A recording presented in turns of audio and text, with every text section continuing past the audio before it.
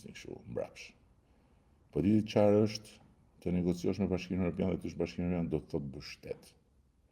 Do të thotë kesh institucione të besueshme, do të thotë kesh disa standarde bazë, siç janë Bashkimi Evropian, dhe ne po e bëjmë këtë.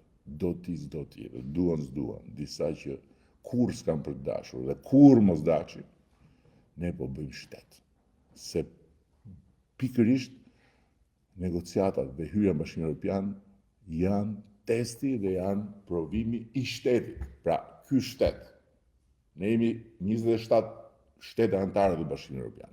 Ky shteti tjetër që do të vi dhe do të bashkohet me ne këtu, i ka parametrat e një shteti që tjetë pjesë e kësaj krushqie, apo nuk i ka. Sepse në momentin kur ata të fusin brenda dhe thonë s'ke kufi, ti je njësoj si ne jemi njësoj si ty,